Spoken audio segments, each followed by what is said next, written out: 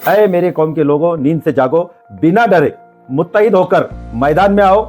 हमारी कौम पर हो रहे अत्याचारों के खिलाफ लोकतांत्रिक तरीके से आवाज उठाओ और याद रखो, मुत्तहिद हो तो बदल डालो निजाम गुलशन, मुत्तहिद हो तो बदल डालो निजाम गुलशन, मुंतशिर हो तो मरो शोर मचाते क्यों हो। पॉलिटिकल प्रेशर तो ऐसा लग रहा है गांव के लोगों पर भी है। उसके अलावा और जो लीडरान है उन पर भी पॉलिटिकल दबाव है, क्योंकि जलगांव कोई छोटा मोटा डिस्ट्रिक्ट नहीं, बहुत बड़ा डिस्ट्रिक्ट है और बहुत बड़े बड़े लीडर है आप बहुत सारी है, समाजवादी है, MIM है, बहुजन क्रांति है, RPI है, बहुत है। लेकिन अफसोस, बड़ा अफसोस कि एक भी पार्टी का कोई लीडर उसने अपने लेटर हेड पे ना इसका निषेध किया, ना ही अन्याय जिनके साथ हुआ उनको सपोर्ट किया। हमारे समाज के तथाकथित सामाजिक कार्यकर्ता जो इन नेताओं की चमचागिरी करते वो भी अपने बिलों में छुप गए हैं।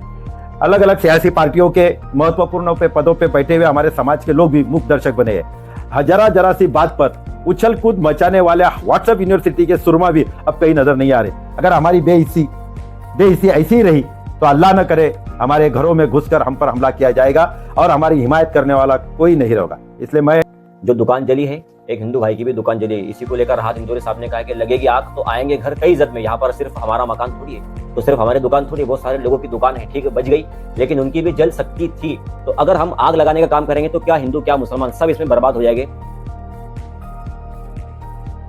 बिस्मिल्लाहिर्रहमानिर्रहीम। दोस्तों, मैं हाफिज अब्दुल रहीम जलगांव महाराष्ट्र से, और आज बहुत ही अहम टॉपिक के ऊपर हम गुफ्तगू करना चाह रहे हैं जनाब फारूक शेख साहब से।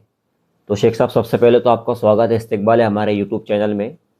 मैं आपको बता दूं कि शेख साहब मनियार बिरादरी ज़िला जलगांव के सदर है और इसके अलावा बहुत सारी एक्टिविटीज़ शेख साहब की होती है, और उसी के ताल्लुक से एकता संगठन का गठन किया है शेख साहब ने जलगांव शहर में ज़िला लेवल पर, और उसको लेकर बहुत अच्छे अंदाज में काम कर रहे हैं। तो पिछली मरतबा 1 जनवरी को 31 दिसंबर की रात को पालधी में जो मसला हो गया, मंतरी की गाड़ी से जो वबाल खड़ा हुआ, उसको लेकर करोड़ों रुपए का नुकसान हो गया और कई दुकानें जलाई गई, कारें जलाई गई, बहुत सारा नुकसान हुआ। एकता संगठन शेख साहब ने लेकर वहाँ पहुँचे। तो मैं शेख साहब, मेरा यही सवाल है कि पालधी में जो हुआ उसका हासिल अब तक क्या निकला जो आप अपनी टीम को लेकर वहाँ पर काम कर रहे हैं। शुक्रिया आपका यूट्यूब चैनल का और आपका हाफिज साहब, क्योंकि मुझे अफसोस इस बात का है कि इतना बड़ा हादसा हुआ, इतना बड़ा नुकसान हुआ, इतनी ज़्यादती हुई, लेकिन अफसोस पर अफसोस कि कोई उर्दू मीडिया ने भी इसको आज तक हाईलाइट नहीं किया, और ना ही उर्दू मीडिया ने, जो कि चौथा स्तंभ लोकशाही का माना जाता है, कुछ कहा। इसलिए मैं आपका पहले शुक्रिया अदा करता हूँ और अल्लाह से दुआ करता हूँ कि आपके चैनल के माध्यम से आपको आपके नेक मकसद में अल्लाह कामयाब करे। 31 तारीख की रात में ये जो घटना घटी है, मंत्री महोदय के ड्राइवर और उनकी फैमिली कार से रास्ते से जा रही थी, खाटिक मोहल्ले के अंदर से, वहाँ पे बच्चे खड़े थे। गाड़ी का ड्राइवर जो है, गाड़ी नंबर MH19CV 8090 के ड्राइवर ने हॉर्न बजाया। वहाँ पे अरबाज नाम का लड़का जो मोटरसाइकिल पे खड़ा था बाजू में हैगा। जब ड्राइवर उनके पास आया तो उसने उनको कहा कि देखो हॉर्न का आवाज़ नहीं आ रहा क्या? तो उसने कहा भाई हॉर्न का आवाज़ आया इसलिए तो बाजू में सरका हूँ।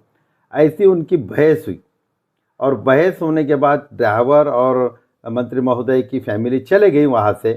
थोड़ी देर के बाद मंत्री महोदय की फैमिली से कोई आया, उनके सामने वो मोहल्ले के कुछ बड़े बुजुर्गों ने बोला कि ऐसी कुछ बात नहीं हुई, कोई गाली गलौज नहीं, कुछ ही नहीं, वो भी चले गया। उसके बाद उनकी फैमिली का और एक फ़र्द आया और उनके वहाँ पे उस अरबाज के साथ उनकी तू मैं हुई, बातें चीतें हुई। अरबाज पे वहाँ के लोगों का कहना है, आजू बाजू के लोगों का, कि अरबाज को वहाँ पे मारा भी गया, ठोका भी गया। फिर उसके बाद उसको पुलिस स्टेशन ले गया गया, वहाँ पे भी उसको मारा ठोका गया। और बाकायदा पुलिस के सूत्रों के अनुसार दूसरे दिन ये पेपर की हेडलाइन है 1 तारीख की, क्या वहाँ पे शाब्दिक चकमक होने के बाद अमोल जो ड्राइवर है हमारे मंत्री महोदय की गाड़ी का, उसकी शिकायत पे अरबाज शेख अरमान, जासिस कमिलुद्दीन, बुरा कालू खाटिक, ऐसे 3 नाम लेकर और दूसरे 3 ऐसे 6 लोगों पे गुनाह दाखिल किया गया। ऐसी 1 तारीख की प्रेस नोट पुलिस ने दी है और बाकायदा छप के आई है। और साथ ही ये दिया है कि वहाँ पे इसका परिवर्तन जो हुआ कि 12 दुकानों को जलाया गया और उसमें बहुत बड़े पैमाने पे नुकसान हुआ। ऐसा FIR 1/25 पुलिस ने दाखिल की है पिंजारी के कंप्लेंट पे, और उसमें उन्होंने क्लियर कट लिखा है कि 54,78,000 का नुकसान हुआ है, पुलिस ने लिखा है, और 8,50,000 का माल चोरी गया है। ये FIR आने के बाद उसी दिन उन्होंने वहाँ कर्फ्यू लगा दिया। 1 और 2 तारीख को कर्फ्यू रहा, फिर भी हम 1 तारीख को और 2 तारीख को वहाँ के लोगों से बातचीत करते रहे, वहाँ के लोगों से संपर्क में रहे। 2 तारीख तक कर्फ्यू था, इसके लिए फिर हम 3 तारीख को वहाँ पे गए, वहाँ के हालात देखे और उसके बाद वहाँ के लोगों से मिले। उन्होंने कहा कि सर ये एक ही शिकायतकर्ता के नाम से 12 दुकानों की लिखी गई है।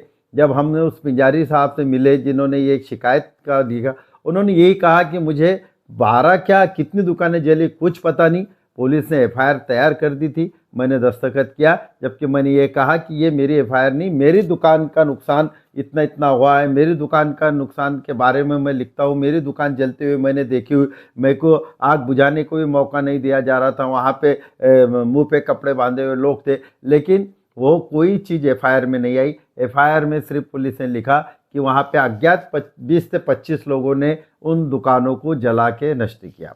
ये सब बात FIR पढ़ने के बाद और रिमांड यादी 1 तारीख की पढ़ने के बाद फिर हमने माननीय जिलाधिकारी से मुलाकात की, उनको कहा कि ये बहुत गलत हो रहा है, पुलिस ने अपनी FIR भी सही ढंग से ली नहीं है, पुलिस की कार्रवाई भी वहाँ पे दिख रही नहीं है, क्योंकि जिसकी वजह से हुआ वो मास्टरमाइंड बोलो या जो भी है, वो आदमी को अभी तक पकड़ा नहीं गया, उससे पूछताछ नहीं की गई।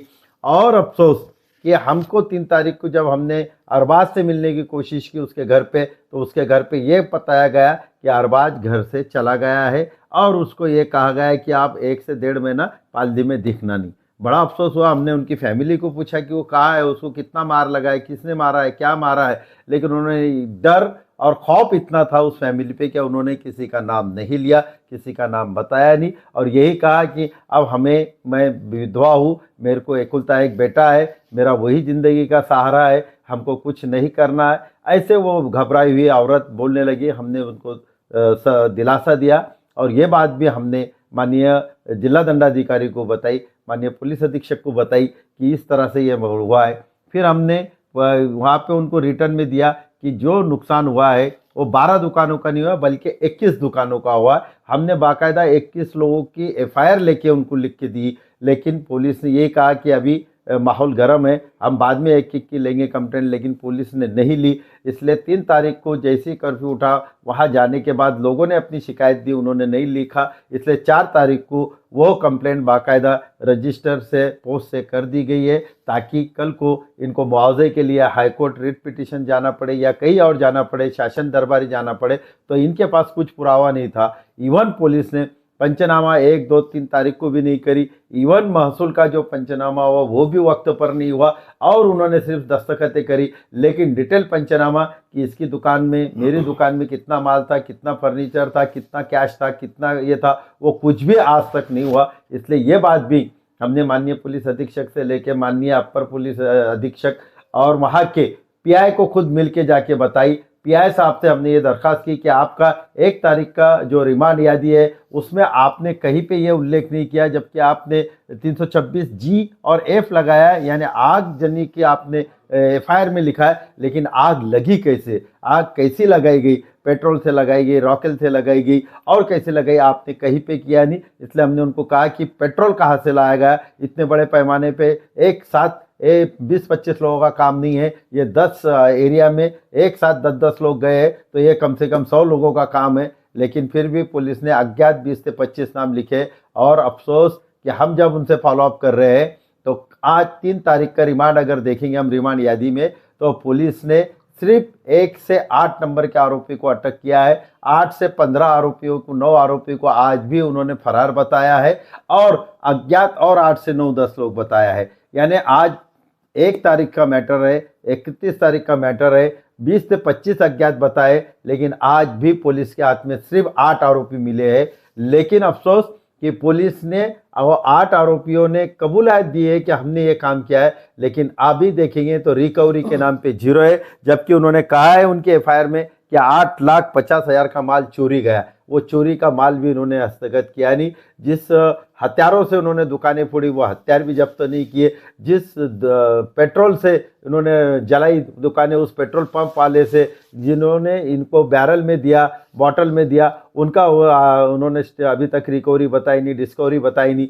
तो हम ये चीज़ें लेके पुलिस महकमे के पास गए, डिस्ट्रिक्ट मजिस्ट्रेट के पास गए, अभी सबों की एक से एफआईआर सेपरेट दाखिल कर दी है हमने। अब वो पुलिस देखते हैं कैसे करती है, क्या करती है। हम यही कोशिश कर रहे हैं कि पुलिस पूरे के पूरे 21 लोगों का, जो पुलिस ने उनके एफआईआर में सिर्फ 54,78,000 का जलना बताया, लेकिन जब ये लोगों से हम मिले और उन्होंने उनकी शिकायत जो दी तो वो 1.5 से 2 करोड़ का उनका नुकसान है। फर्नीचर की बात लो, सब बात लो, उनमें कैश कितनी थी ये थी, लेकिन वो 2 करोड़ का उन्होंने कुछ ना लिखते हुए, इसलिए हम उनको कह रहे हैं कि आप एफआईआर उनकी सही ढंग से लिखो, हर एक की एफआईआर सेपरेट लिखो, वरना हमको कोर्ट में जाना पड़ेगा और कोर्ट में ही जाके हमको फैसला मिलेगा।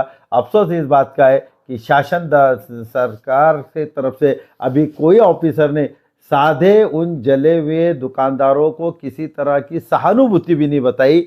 वहाँ के मंत्री महोदय ने भी नहीं बताई, ना ही महाराष्ट्र के किसी मंत्री महोदय ने बताई, ना ही हमारे जलगांव के 3 मंत्री महोदय होने के बाद, एक केंद्रीय मंत्री होने के बाद भी किसी ने भी आज तक उनको मरहमों पे, जख्म पे मरहम लगाने की कोशिश नहीं की। इसलिए हमको बड़ा अफसोस हो रहा है कि ये होना चाहिए था। ये ना सरकार कर रही है, ना पुलिस कर रही है। अभी हम जाए तो कहा जाए, अभी हमारे सामने एक ही रास्ता है, वो है हाईकोर्ट, रिट पिटीशन और उनके पास जाने का। उसके लिए एकता संगठन कोशिश कर रही है। अभी हम शासन का लक्ष्य हमारी तरफ भेजने के लिए अभी हमने उन लोगों से बात की है। अभी इंशाल्लाह हमने आज पुलिस स्टेशन में जाके लेटर दिए। अभी हम 9 तारीख के दिन वहाँ पे एक दिवसीय धरने आंदोलन करके इसका ख्याल सरकार का लाना चाहते हैं कि वो इन लोगों की नुकसान भरपाई दे। इन लोगों के खिलाफ जिन्होंने कार्रवाई की है, आगजनी की है, उन पे अटक किया जाए, उनको जो मास्टरमाइंड है उसको अटक किया जाए। इसके लिए हम एक दिन का ये धरने आंदोलन 9 तारीख को करेंगे और उसमें अगर सरकार वक्त देंगे सरकार को 7 से 10 दिन का, वरना वो पालदी के लोग 21 के 21 अपनी फैमिली के साथ, उनका खुद का कहना है कि हम आमरण उपोषण को बैठेंगे और हम पूरे एकता संगठन भी उनको पूरा का पूरा उनको लोकशाही मार्ग से जो भी करना है, जो भी मदद करना है वो पूरी करने की कोशिश करेंगे। लेकिन हमारा यही कहना है कि इसमें किसी तरह का, माननीय जिला दंडाधिकारी साहब ने बड़े खुले तौर पे शांतता समिति की मीटिंग के बाद प्रेस को बाइट देते वक्त बहुत क्लियर कहा है कि ये किसी 2 धर्म का झगड़ा नहीं है, किसी 2 गुटों का झगड़ा नहीं है, किसी तरह की पत्थरबाजी हुई नहीं, किसी तरह की कोई झगड़ा नहीं है। ये एक शाब्दिक वाद हुआ था। उस वाद का पर्यावसन सामने वाली पार्टी ने एक विशिष्ट अल्पसंख्यक लोगों की 21 दुकानें जला के ये काम किया है। हमारे एक हमवतन भाई, हिंदू भाई शिंपी की भी दुकान जली है, जो कि हमारे भाई के लक्करी दुकान थी। इसलिए अगर उस बाजू में आग लगेगी तो मेरा घर भी जलेगा, ये हमने देखा। लेकिन हम उसके साथ में हैं, हमने उनसे जाके भी मुलाकात की। वो अपने बच्चे की शादी में गए थे, उनको भी क्या मिलना चाहिए, नहीं, पूरी उनको भी मदद मिलनी चाहिए, यही हमारी मांग है।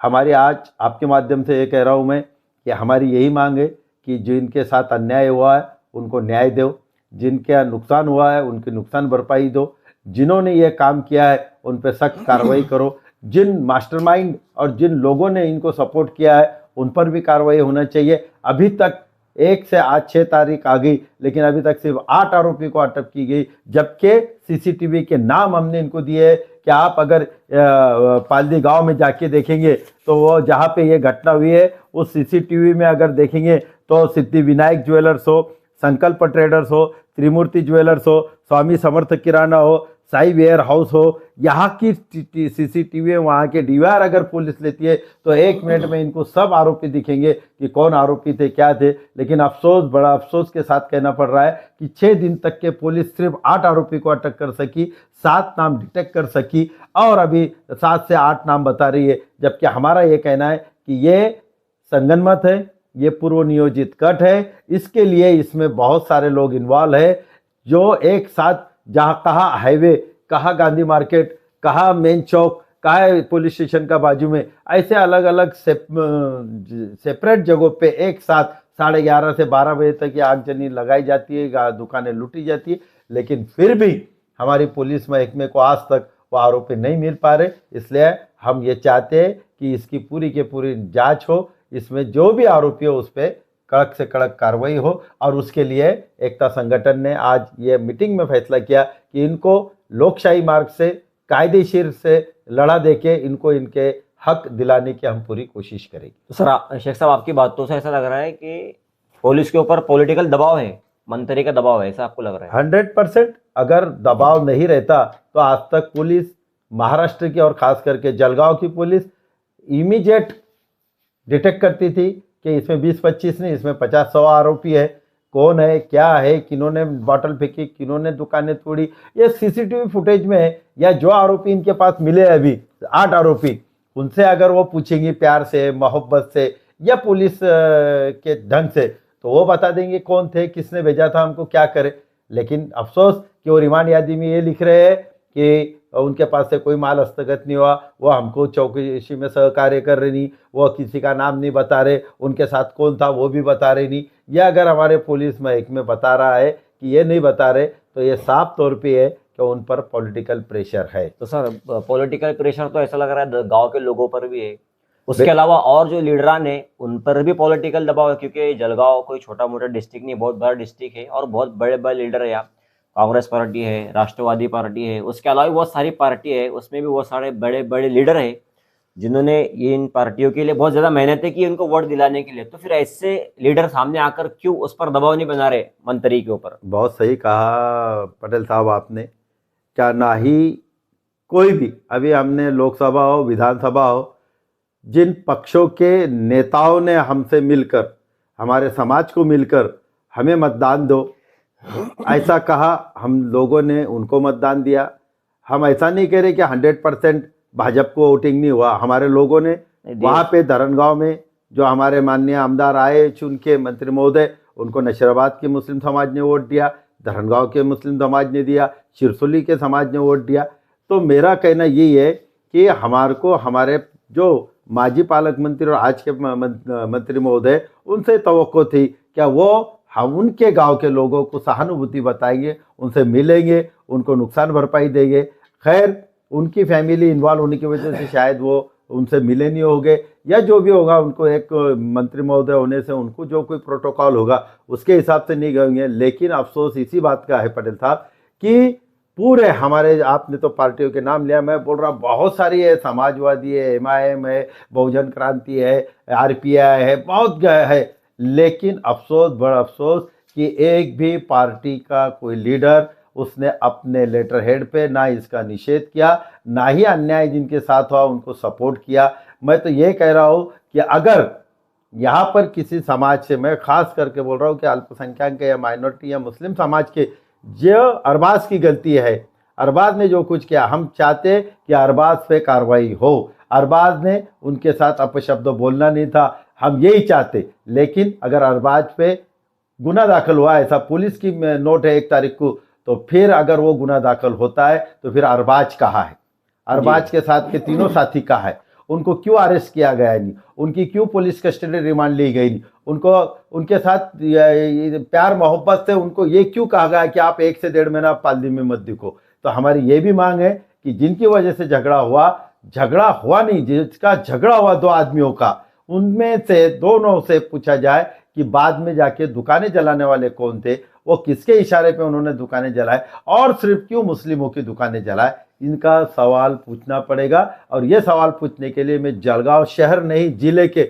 सभी पार्टी लीडरों को अपील करता हूँ आज आपके माध्यम से कि भाइयों, हम किसी के साथ भेदभाव नहीं कर रहे या इसको हिंदू मुसलमान की शक्ल नहीं दे रहे। हम ये कह रहे हैं कि अगर मेरी दुकान को क्यों जलाई गई, ये जो 21 लोग, एक मेरी बहन है वो शाह बिरादरी की है, वो औरत का आंखों के आंसू देखे नहीं जाते, जब जाते हैं तो उसका माल वैसी पड़ा है और वो रो रही है कि मेरा गुनाह क्या है। वो हमारे हमवतन भाइयों के एरिया में रहती है, अकेली रहती है, सामने सेंट्रल बैंक का CCTV है, सब देख के सकते हैं कि उसकी दुकान को जलाने वाले कौन है। लेकिन अफसोस ये है कि हमारी बहनें, हमारे बुजुर्ग, सबका करोड़ों का नुकसान हुआ। हमारे कोई लीडर, ना ही हमारे समाज के लीडर, ना ही हमने जिनको हमारे नेता मानते हैं, उन्होंने जाके कोई हमारे के फेवर में हम ये नहीं कह रहे कि अब बस जाके किसी को खिलाफ कुछ कार्रवाई करो, लेकिन कम से कम इन 21 दुकानदारों के, उनकी फैमिली के लिए हक मांगने के लिए जो आपको कायदेशीर राइट्स है उसके हक तो मांगो। इसका ये नहीं मतलब है कि हम अगर उनके साथ जाते तो हम कोई या दो समाज में तेढ़ निर्माण कर रहे हैं। हम समाज के, हमारे साथ आज शिवराम जैसे काका है, हमारे साथ हमारे तायड़े जैसे भाई है जो हमारा साथ दे रहे, वो कहे खुल कर आ रहे हैं कि नहीं, इन लोगों के साथ अन्याय हुआ, जिनका कोई लेन देन नहीं। कहाँ बातचीत हो रही है खाटी कुआड़ी में, और कहाँ की दुकान जलाई जा रही है तो गांधी मार्केट की, कहाँ की गाड़ियाँ चलाई जा रही है तो हाईवे के पुल के पास की गाड़ियाँ। क्या संबंध उन लोगों का? तुम्हारी दो जने की बातचीत हुई, जो भी हुआ उसकी सजा का हकदार वो अरबाज है और अमोल है, लेकिन उसकी पूरी के पूरी इसको कहाँ तक देना। लेकिन अफसोस है कि कोई भी पार्टी, कोई भी नेता खुलकर हमारे इन जिनके साथ अन्याय उनको साथ नहीं दे रहे। मैं आपके माध्यम से, आपके चैनल के माध्यम से उन सबको अपील कर रहा हूँ, किसी के एकता संगठन के मैं बोलो, मुफ्ती खालिद बोलो, पटेल साहब बोलो, हमारे वैयक्तिक मतभेद हो सकते हैं, हमारे दो सबके वैयक्तिक मतभेद होना भी चाहिए, लेकिन मनभेद नहीं होना चाहिए। और जहाँ किसी के साथ अन्याय हो रहा है वहाँ हमने खुलकर उसका सपोर्ट करना चाहिए। लाख हमारे पर्सनल रिलेशन किसी सियासी पार्टी के आदमी से हो, किसी सियासी पार्टी के साथ हो, या अपने कोई भी रिलेशन हो, लेकिन वो रिलेशन को बाजू में रखते हुए हम जिस कौम को मानते हैं, हम जिस इसको मानते हैं, हम ईमान वाले हैं, हमने वो शक्ल से उनको मदद करनी चाहिए जिसकी दावत हमको हमारे कुरान और हदीस ने दी। तो शेख साहब, ये जो झगड़ा हुआ, मंत्री के लड़के ने सारा मामला करवाया, ठीक है, इतनी दुकानें, दर्जनों से ज्यादा दुकानें जलाई गई, कारें जलाई गई, बहुत ज्यादा माली नुकसान किया गया, दुकानों को लूट लिया गया, लेकिन उसके बाद भी जब मंत्री तक ये बात पहुंची होंगी, गुलाब राव पाटिल जो वहाँ का मंत्री है, तो उसके बाद भी घटना की जगह पर आया ही नहीं आया? नहीं, अभी आज तक के, अभी शाम के 5 बजे तक मैंने उन लोगों से आज फिर कांटेक्ट किया, मेरे साथ बैठे थे, मैंने उनको कहा कि मंत्री महोदय आके मिले, कि आपको बुलाए क्या उनके घर पे? उन्होंने कहा ना ही उनका कोई मैसेज है, ना ही उन्होंने आके हमको हाथ फेरा सर पे से, ना ही उन्होंने कुछ सहानुभूति बताई, ना ही उन्होंने हमको शासन से कुछ मदद दिलाने का आश्वासन दिया। ऐसा कुछ भी नहीं हुआ।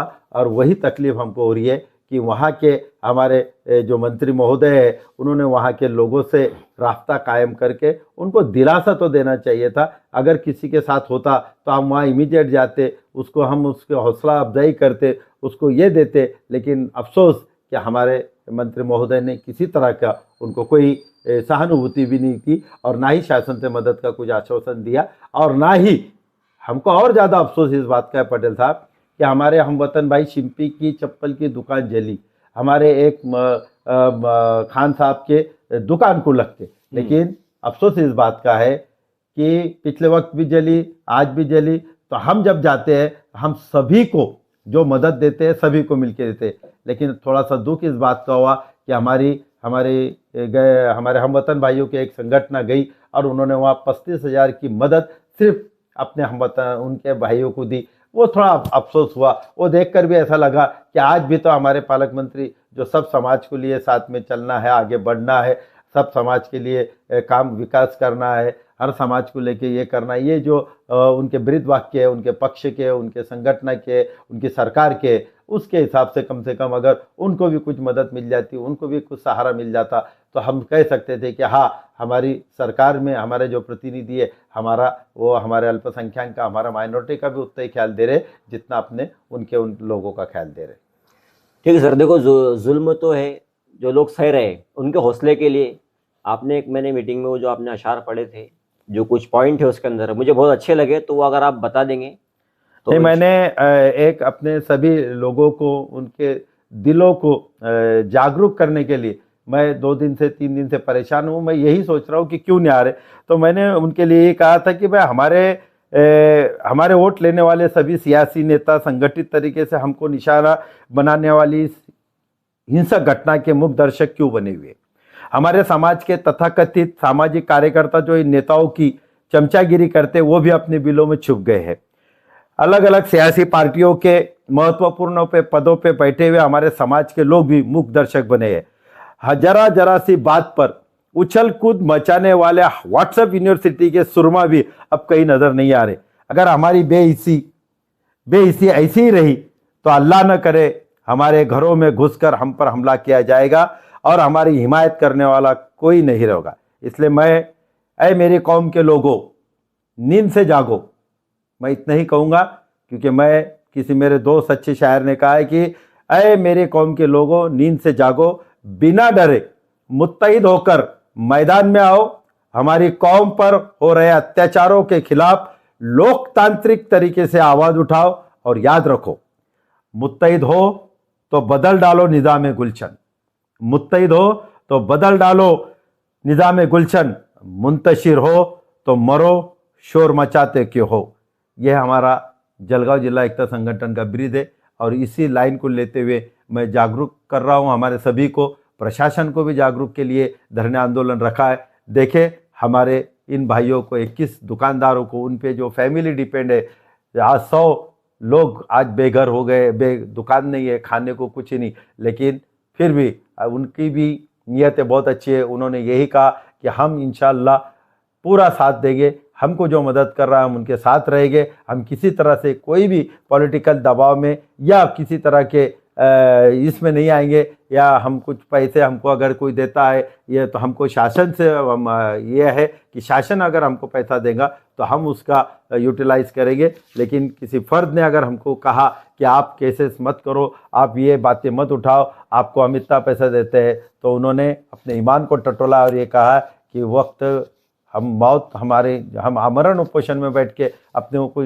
मौत में क्या हाजिर कर देंगे, लेकिन हम किसी के आगे झुकेंगे नहीं और दबाव के आगे बिल्कुल रहेंगे नहीं, ऐसा उन पालदी वालों ने भी कहा। इसलिए उनकी हौसला अफजाई, उनके ये देखते हुए हमने भी कोशिश की कि हम भी उनको इस काम में पूरी की पूरी मदद करेंगे। और बेशक अल्लाह नियतों को देख के मदद करता है। अल्लाह से हम यही दुआ करते हैं कि अल्लाह हमको और हमारे सभी समाज के भाइयों को हिदायत दे कि इनके लिए सामने आए और उनको अपना न्याय हक दिलाए। तो माशाल्लाह बहुत अच्छे अंदाज में फारूक शेख साहब ने पालदी की जो घटना हुई उसके ऊपर हमें तफसील से बताए। हम लोग वहाँ पर जाकर आए, धरनगांव जाए, पालदी गए और सब मामला देख कर आए। जो ड्राइवरों की वजह से और जो एक वहाँ का अरबाज नाम का लड़का था अमूल, इन दोनों की तू मैं की वजह से दर्जनों दुकानें जले गई, करोड़ों रुपए का माल जलकर खाक हो गया। और आग लगाने वालों को इससे कोई लेना देना नहीं है, वो मंतरी के इशारों पर काम करने वाले लोग हैं, उसके सत्ता के इशारों पर काम करने वाले लोग हैं। मगर जब इन्होंने आग लगाई तो जो दुकान जली है, एक हिंदू भाई की भी दुकान जली है। इसी को लेकर राहत इंदौरी साहब ने कहा कि लगेगी आग तो आएंगे घर कई जद में, यहाँ पर सिर्फ हमारा मकान थोड़ी है, तो सिर्फ हमारी दुकान थोड़ी, बहुत सारे लोगों की दुकान है, ठीक है बच गई, लेकिन उनकी भी जल सकती थी। तो अगर हम आग लगाने का काम करेंगे तो क्या हिंदू क्या मुसलमान सब इसमें बर्बाद हो जाएंगे। ऐसे सत्ता के पुजारियों से बचे, अमन और शांति के पैगाम को फैलाने की कोशिश करें। ठीक, बस बंद करो।